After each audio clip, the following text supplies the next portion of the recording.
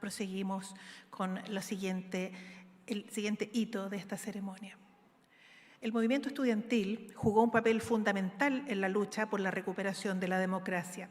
Luis Ibacache fue estudiante de medicina a partir de 1978. En su paso por la universidad fue un activo dirigente, lo que le valió ser detenido, suspendido e incluso relegado. Sin embargo, a pesar de ello, fue el primer presidente de la Federación de Estudiantes de la Universidad de Valparaíso en el periodo de la dictadura, asumiendo el cargo en 1985 y siendo reelegido en 1986. Invitamos al doctor Luis Ibacache a entregarnos su testimonio.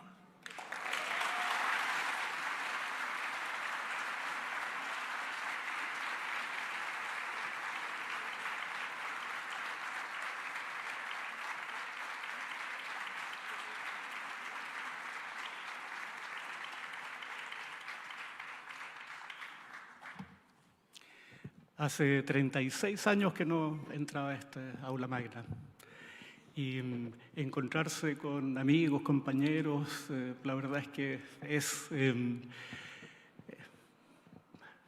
enriquece el corazón. Me pidieron hace unos días si podía hablar a nombre de quienes fueron víctimas de la represión, palabra que me carga, quienes sufrieron la represión. Y después de pensarlo, la verdad es que creo que sí es necesario hablar no a nombre de ustedes. Es imposible hablar en nombre de ustedes. Es imposible plantearse creer que uno va a representar lo que vivieron hombres, mujeres, estudiantes, trabajadores, académicos de la universidad en una sola visión. Creo que hay muchas visiones, hay muchas experiencias. Y lo que voy a tratar de hacer es poder resumir algunas cosas que a mí me parecen importantes. Y quizás la más importante, la quiero decir sin leerla, es 50 años. Nos demoramos 50 años en hacer lo que estamos haciendo hoy día. ¿Qué democracia más cobarde fuimos la que construimos? 50 años. Cuando uno piensa en eso, la verdad es que cuesta imaginarse cómo nos demoramos tanto. Y nos demoramos todos construimos esto, todos permitimos que los derechos humanos no estuvieran al centro de los gobiernos democráticos. Todos permitimos que siguieran unas políticas que no iban al centro de la reparación, no iban al centro de la justicia, no lograban encontrar a los culpables. Por lo tanto, lo primero que hago es saludar la Política Nacional de Búsqueda, que por primera vez hacer que el Estado se haga responsable por lo que el mismo Estado provocó. Es primera vez que el Estado va a ocupar todos sus medios para poder reparar en parte lo que el mismo Estado provocó. El Estado promovió, el Estado permitió, el Estado financió todas las atrocidades que nosotros vivimos. Y por primera vez nos estamos haciendo cargo como Estado de repararlo. Creo que eso es algo que merece un reconocimiento importante. Ahora, quisiera leer algunas cosas que me parecen relevantes para que no se me olviden. Traté de no nombrar gente porque se me va a olvidar mucha. Quiero tratar de resumir algunas cosas que quiero compartir con ustedes. Hace 50 años, a la misma hora de esta ceremonia, ya se había desatado la barbarie por todo el país. Desde el primer minuto, no posteriormente, como dicen algunos. Desde el primer minuto se desató la barbarie. Aquí en Valparaíso la Armada había zarpado en la madrugada a juntarse supuestamente con los buques de la UNITAS y la ciudad fue ocupada por tropas de la Armada y del Ejército que se desplegaron por el Plan y los cerros. Coparon los centros estudiantiles y las industrias. Hacía mucho frío ese día. Todavía incrédulos en la radio escuchábamos lo que ocurría y todavía resuenan en nuestra memoria y en nuestro corazón las últimas palabras del compañero presidente. El golpe truncó nuestras vidas, la de todos nosotros, la de todo el país. Cuando se desata el terror como se desató esos días, no es para castigar a unos pocos, es para aterrorizar a la población. Y por eso fue tan brutal lo que nosotros vivimos. Por eso fue tan brutal, porque era necesario atemorizar a la población para establecer el régimen que se iba a instalar. En momentos como el actual, que hay fuerzas políticas que abiertamente toman posiciones negacionistas, que se permiten relativizar la gravedad de lo ocurrido, o decir que el número de víctimas es poco comparado con la guerra civil del 91, que se permiten decir que la violencia sexual ejercida sobre las mujeres es una leyenda urbana, que justifican la ocurrencia del golpe, diciendo que este fue producto del gobierno de la Unidad Popular, es más necesario que nunca decir con fuerza y claridad que no hay ninguna justificación posible para el golpe. No la hay, no hay justificación posible. ¿Por qué se produjo el golpe? El proyecto popular chileno fue un camino inédito en la historia del mundo, la culminación de un proceso de décadas de lucha del pueblo por la emancipación y la justicia social, por la soberanía y la democracia. Y lo demostró en hechos concretos, lo demostró con políticas concretas. La elección de un presidente socialista con un programa de cambio y transformaciones en el marco del Estado de Derecho y las leyes vigentes, el llamado socialismo con sabor a empanada y vino tinto. La elección de Salvador Allende fue una fiesta para el pueblo, para muchos de nosotros que celebramos, pero fue una amenaza para los dueños del capital. Hay que hacer gritar la economía de Chile, decía Richard Nixon a pocos días del triunfo electoral de Allende, y ordenaba a la CIA iniciar acciones desestabilizadoras y financiarlas. Desde ese mismo momento comenzaron las acciones para evitar que asumiera el poder y posteriormente para debilitar su gobierno. Tras fracasar en su intento de tener una mayoría parlamentaria que le permitiera deponer al presidente, el golpe de Estado fue la vía elegida para terminar con su gobierno. La Universidad de Chile, sede de Valparaíso, era parte del proceso de transformaciones que ocurrían en el país y en las universidades en general. Se profundizaba la democracia interna y se profundizaba el compromiso con el desarrollo de una universidad para el pueblo. Los estudiantes, profesores y trabajadores eran una comunidad que discutía, que contraponía distintas visiones de sociedad y de universidad, que entraba en conflicto, pero que se resolvían democráticamente. La expresión inmediata del golpe en la Universidad de Chile fue brutal. Como una huella de eso, aún están las marcas de los disparos con armas de guerra en la Torre Facultad de Ciencia Playa Ancha. Los que entramos a medicina, como yo en ese tiempo, lo primero que veíamos eran las huellas en las torres. Y nuestros compañeros mayores nos contaban lo que había pasado. Todo lo que nosotros fuimos sabiendo fue así, fue de transmisión oral. De nuestros compañeros más antiguos nos iban contando todo lo que había pasado. Nos contaban de los profes buena onda, nos contaban de los compañeros que eran delatores, de los sapos. Así fuimos aprendiendo la historia. Por lo tanto, valoro muchísimo que la Universidad del Paraíso esté recopilando antecedentes para hacer una historia ya no solo oral, sino que podamos hacer una historia formal de lo que fue la dictadura en la universidad. Después vinieron las detenciones de numerosos estudiantes, profesores y trabajadores que fueron llevados a distintos centros de detención y de tortura. Hubo médicos que fueron sacados del hospital y llevados a la Esmeralda. Muchos tuvieron que partir al exilio y ahí intentar rehacer sus vidas, entre ellos el vicerrector de esa época. Y intentaron rehacer sus vidas, pero por sobre todo intentaron seguir siendo parte de la solidaridad con el pueblo de Chile. 2 estudiantes y un profesor de arquitectura fueron detenidos y posteriormente hechos desaparecer.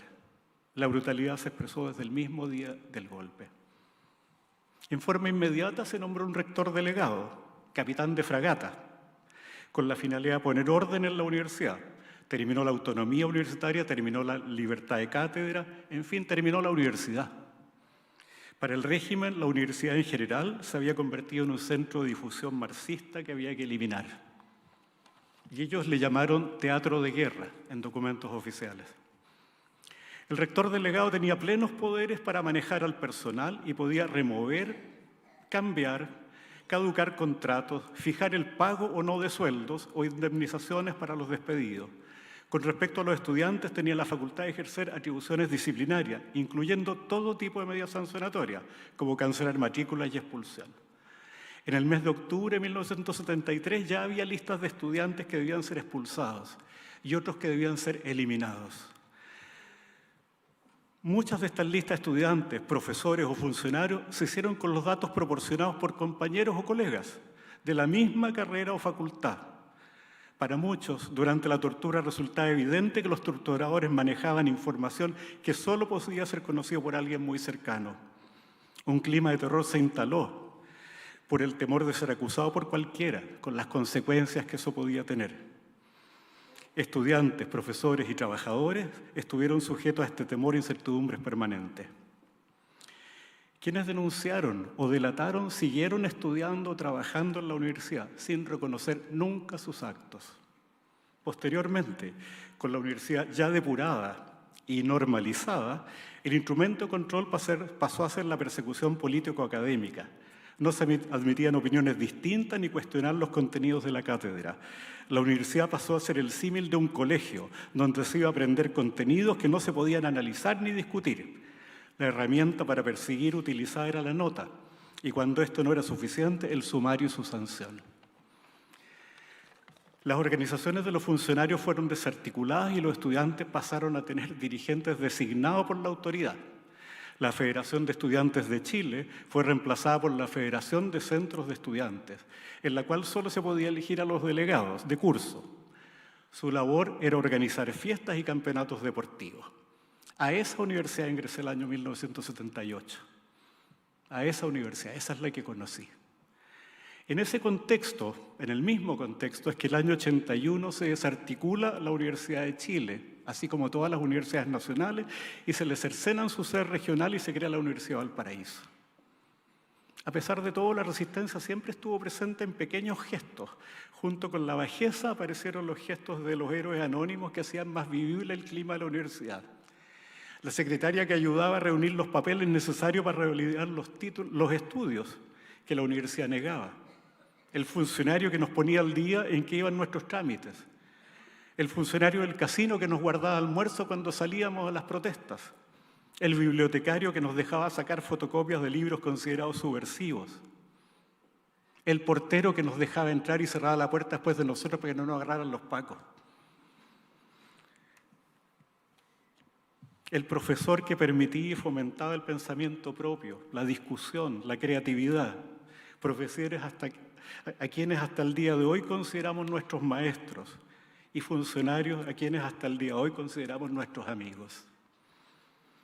En ese momento comenzó también la rearticulación del movimiento estudiantil, eligiendo delegados de curso para plantearnos ante los jefes de carrera los problemas de nuestros compañeros, luchando por la ampliación de las becas de alimentación, levantando talleres culturales y publicando revistas con opiniones respecto del país y de la universidad, juntándonos para ver una película prohibida, saliendo a los cerros de la ciudad a hacer trabajos voluntarios. Pequeñas luchas, domésticas, invisibles, pequeñas victorias.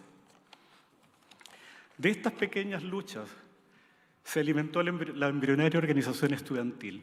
El movimiento estudiantil se expresó a través de una gran diversidad de intereses. El descontento con el modelo de universidad impuesto por la dictadura era generalizado. Las actividades se fueron haciendo cada vez más masivas y con un contenido político más explícito. El término de la intervención militar y la democratización de la universidad solo van a ser posibles con la democratización del país. Poco a poco los estudiantes fuimos siendo parte de la movilización por el fin de la dictadura. Las juventudes de los distintos partidos políticos comenzaron también a tener más presencia y opinión y a contribuir a la organización del movimiento estudiantil. Las juventudes comunistas, la juventud socialista, el movimiento izquierda revolucionario, el bloque socialista, la juventud demócrata cristiana y muchos otros disputaban los espacios, pero confluían en un propósito común, recuperar una organización representativa. Se lograron reconstruir los centros de alumnos elegidos democráticamente y posteriormente la Federación de Estudiantes. La primera Federación de Estudiantes de la Universidad de Valparaíso fue elegida el año 85 y fue una expresión unitaria de todas las fuerzas políticas de oposición a la dictadura existente en la universidad. Fue un momento de alegría inmensa, de esperanza, pero también fue un momento de agradecimiento a quienes lo hicieron posible a través de esas pequeñas luchas y pequeñas victorias, y a quienes ya no estaban por haber sido sancionados. A ellos dedicamos ese triunfo cuando lo celebramos. La elección de nuestra federación contribuyó a la articulación nacional de las federaciones y a la creación de Confech, que desempeñó un papel importante en la unidad de las fuerzas y organizaciones opositoras a la dictadura. En Valparaíso, las organizaciones aliadas fueron en primer lugar las organizaciones de trabajadores, los portuarios, que nos prestaban sus teatros y sus locales para hacer actividades, los profesores con quienes hacíamos actividades en conjunta.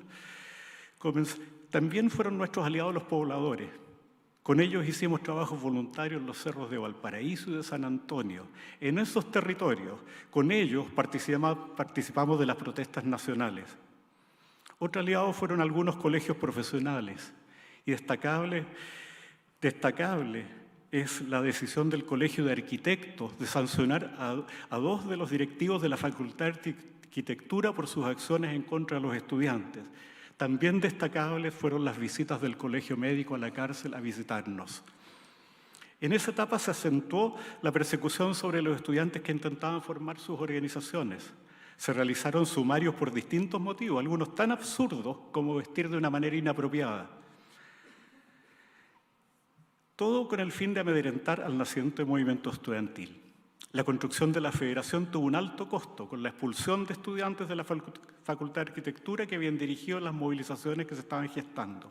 A pesar de la persecución, la organización continuó y contribuyó a que se formaran las asociaciones gremiales de académicos y asociación gremial de funcionarios universitarios. Con ellos comenzamos a trabajar para reconstruir una comunidad universitaria.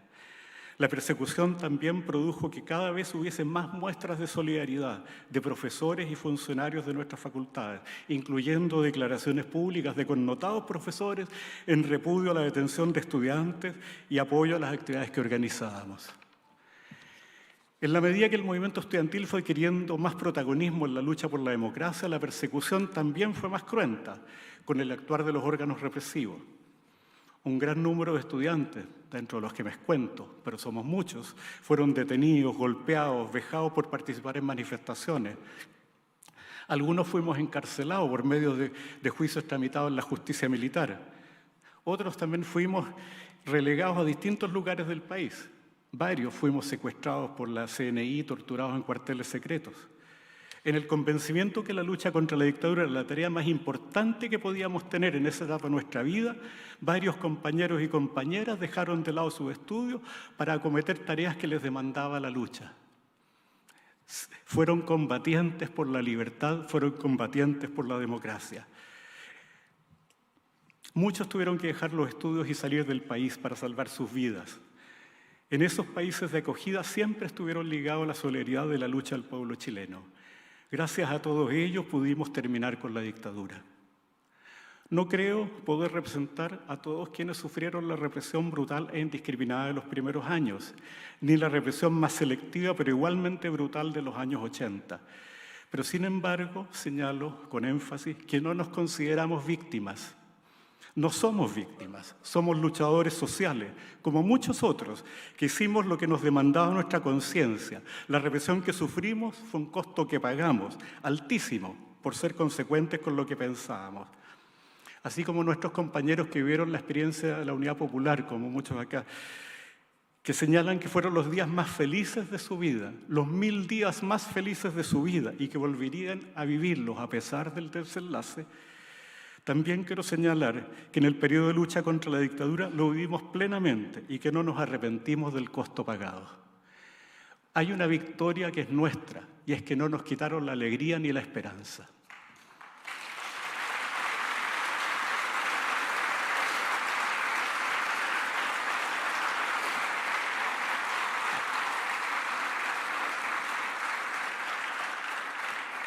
Con esa convicción es que digo que nada de esto debió haber pasado, que no debió haber sido necesario un acto reparatorio como este, porque no debiese haber habido violaciones sistemáticas a los derechos humanos, como ocurrieron, que no debiese haber habido unas fuerzas armadas a quienes entregamos el monopolio de las armas dispuestas a usarlas contra su propio pueblo, que no se debió haber truncado un proceso democrático por la perpetración de un golpe de Estado. El mejor homenaje que podemos recibir es un compromiso de toda la comunidad universitaria de la Universidad de Valparaíso de trabajar constantemente para que no pueda volver a haber un golpe de Estado en Chile. Nunca más tanta crueldad, nunca más un golpe de Estado en Chile. Se lo debemos a todos quienes sufrieron la violación de sus derechos, pero por sobre todo a nuestros compañeros detenidos desaparecidos. Muchas gracias.